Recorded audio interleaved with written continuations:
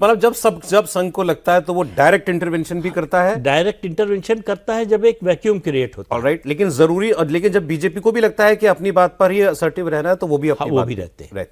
वो भी डिपेंड करता है कि लीडरशिप की पोजीशन क्या है। कौन कौन जैसे अडवाणी जी एक समय ऐसे हो गए थे कि उनकी पोजीशन वैसे तो बहुत बड़ी थी, उनका कद बहुत बड़ा था, उनका योगदान बहुत बड़ा था, लेकिन संघ और भाजपा दोनों ने नहीं सुना। अरे ये अखिलेश यादव की खास तौर पर बड़ी कोशिश रहती है इस बात को बार बार कहना कि योगी जी तो बीजेपी के ही नहीं थे, योगी जी का संघ से क्या लेना देना था, योगी जी की तो अलग धारा चल रही आ रही थी, वो तो उससे ही आए। तो संघ और योगी आदित्यनाथ एक्चुअली इनके रिश्ते क्या हैं? वही है जो हिंदुत्व का है भाई। दोनों की गर्भनाल तो हिंदुत्व से ही जुड़ी हुई है। संघ तो हिंदू समाज में ही काम करने के लिए है, हिंदू एकता के लिए, हिंदू जागरण के लिए। और योगी जी ऐसे नेता हैं भारतीय जनता पार्टी में जिन्होंने हिंदुत्व से कभी समझौता नहीं किया। राजनीतिक फायदे के लिए ऐसा नहीं है कि वो पॉलिटिकली करेक्ट हो जाए, ये बात बोली तो फायदा हो जाएगा, ये बात बोलूं तो नुकसान तो नहीं। लो वाइट बॉय कहते हैं उनको संघ का। हाँ, नहीं आप कह सकते हैं जो भी इस तरह का रहा। आप अशोक सिंघल का भी नाम लीजिए, बहुत से लोग हैं जिनका नाम ले सकते हैं। एक समय उमा भारती थी, हाँ, फेवरेट्स में है। हाँ निश्चित रूप से जो भी हिंदुत्व पर बिल्कुल डिगने वाला नहीं होगा वो संघ का प्रिय होगा ही होगा। अच्छा, हाँ। इसमें एक बात और कहूँगा कि जैसे भाजपा के बहुत बड़े बड़े नेता अखिल भारतीय विद्यार्थी परिषद से आते हैं। योगी जी 3 साल जब अपनी उन्होंने बीएससी पढ़ी कोटद्वार से, तीनों साल विद्यार्थी परिषद में थे। उनकी बड़ी बैठकों का जिक्र मैंने किया है। बल्कि जब वो महंत अवैधनाथ से मिले तो उन्होंने ही वो ऑर्गेनाइजिंग टीम में थे। उन्होंने राम मंदिर पर कार्यक्रम रखा जिसमें महंत अवैधनाथ वक्ता की तरह, और पहली बार वो उनसे मिले। एबीवीपी में रहे 3 साल वो, तो वो उतने ही संघ की वो भी हुए। फिर आपको पता होगा कि अशोक सिंघल जी ने जितनी भी 3 या 4 कमेटियां राम मंदिर की अलग बनाई, उसके अध्यक्ष महेंद्र अवैधनाथ हुआ करते थे। और संघ की बड़ी बड़ी बैठकें मठ में हुआ करती थी जो राम मंदिर को लेके होती थी। और पिछले 20-30 साल में संघ के जो प्रथम वर्ग द्वितीय वर्ग लगते हैं वो हर साल कम से कम 1 वर्ग 2 वर्ग तो लगता ही लगता है। तो संघ का कोई पदाधिकारी साल में एक बार रहता ही रहता है वहां पे कमरे। बल्कि मेरे पास तो ऐसे चित्र है पुराने जो मोहन जी ऐसे कॉरिडोर में घूम रहे हैं संघ में। एक तो चित्र है, थोड़ा अजीब चित्र है, वैसे वो अजीब नहीं है लेकिन हम लोगों को लग सकता है राजनीति कि उसमें मोहन भागवत बिल्कुल ऐसे करके योगी आदित्यनाथ के पैर छू रहे हैं। अब वो सन्यासी की तरह छू रहे हैं, लेकिन वो एक पॉलिटिकल उसका सोचिए वो फोटो को मैं अभी ट्विटर में डाल दूं, लोगों को लगेगा कि कितनी पुरानी फोटो है वो रही होगी 2007-8-9 की फोटो रही। इस किताब में नहीं है आपकी? इस किताब में ये है मोहन भागवत जी चल रहे हैं कॉरिडोर में, और योगी जी को देख के पता लग जाएगा कि योगी जी उसमें काफी यंग लग रहे हैं। अच्छा, तो वो तो मोहन भागवत जी, अशोक सिंघल जी आपको अक्सर वहां पे टहलते हुए वहां पे रहते हुए रहेंगे क्योंकि वहां वर लगते थे मठ में। नहीं संघ और मतलब अयोध्या ये देखिए अशोक सिंघल जी के साथ आपको बहुत सारी, देखिए अब योगी जी की आप उनकी एज पता लगा। हाँ, ये फोटो जो है ये तो वो कॉरिडोर में घूम रहे हैं कम से कम फोटो अगर 15 साल पुरानी फोटो दिखा सकते हैं। इस फोटो को दिखा दीजिए, थोड़ा सा ज्यादा जूम करना पड़ेगा इसको अगर दिखा दें। इसी की अगली तस्वीर में मोहन भागवत और योगी आदित्यनाथ, काफी पुरानी तस्वीर है मठ की, गोरखनाथ मठ बिल्कुल का कॉरिडोर है। कोई भी मठ को पहचानता होगा, उसमें द्वारका प्रसाद तिवारी जी दिख रहे हैं खड़े हुए जो मठ की देखरेख रखते हैं। सो मतलब जो ये कहना कि आज इनकी मुलाकात, क्योंकि आज दोनों आज इतने बड़े पद पे आ गए। मोहन भागवत जी का शेड्यूल ऑलमोस्ट 1-1 साल से उनकी एक डेट मोटा तय होती है। तो बता दीजिए ना बात क्या होती है?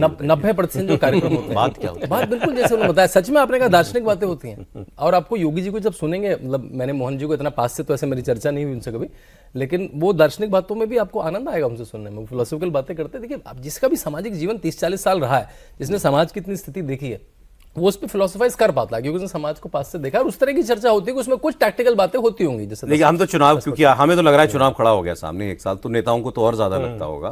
तो जैसे सर ने कहा मनोज जी कि संघ उतना ही देता है जितना मांगा जाता है। आप जितना सहयोग मांगेंगे उतना सहयोग मिल जाएगा, तो ऐसा ही है। नहीं, मुझे लगता है कि सौरभ जी ऐसा तो है कि जितना मांगा जाए, लेकिन आज की बैठक को कहा जाए या कल जो बैठक हो चुकी होगी, मुझे नहीं आइडिया आपकी बात है।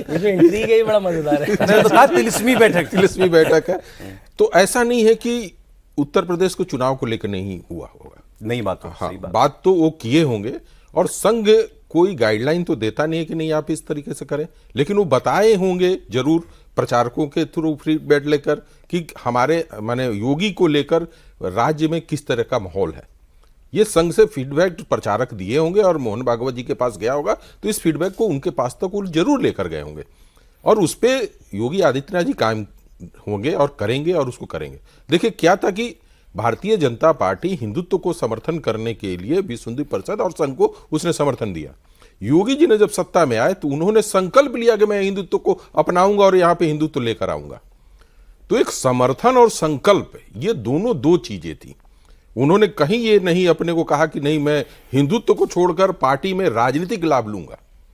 उन्होंने कहा कि मैं हिंदुत्व के लिए हूं, हिंदुत्व के लिए काम करूंगा और देखूंगा कि आगे मुझे क्या सफलता मिलता है। लेकिन अब आज की जो छटपटाहट है, मुझे लग रहा है कि विपक्ष से ज्यादा छटपटाहट भारतीय जनता पार्टी के अंदर में है। क्यों? इसलिए है कि आज एक देखे होंगे स्टेटमेंट भी आ गया है जो दब चुका था कुंभ का, आज उस पर एक स्टेटमेंट फिर आया है, एक मंत्री का आया है।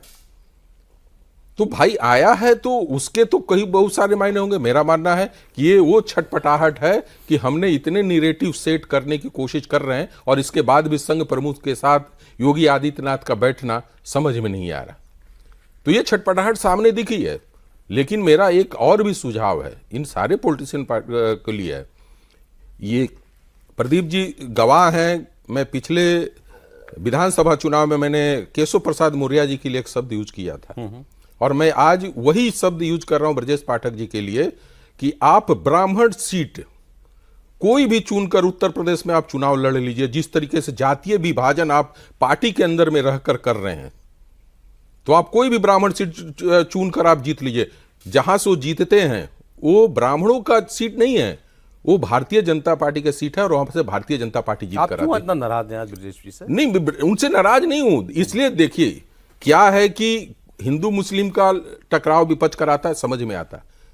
लेकिन जिस जातीय समीकरण को नकारते हुए अपने साथियों को समर्थन लेकर भारतीय जनता पार्टी खड़ा हुई है, उसी पार्टी के अंदर में कुछ नेता जातीय वैमनस्य फैलाकर उसमें विभाजन कर रहे हैं। उसको ऐसे क्यों नहीं कहें कि वो जाति जो हो सकता है कि इस वक्त नाराज हो, उसको थोड़ा सा मनाने की? नहीं, मनाने की नहीं, ये तो आप वो करने की कोशिश कर रहे हैं। देखिए कोई उन्होंने क्या आप उसी बयान की बात करें ना जो उन्होंने कहा कि बटुकों का जो छोटी छोटी खींचना वो ठीक नहीं था, गलत था। गलत था। ये चीजें आज क्यों आई? ये तो उस दिन ही आ जाना चाहिए था जिस दिन ये घटना हुई थी।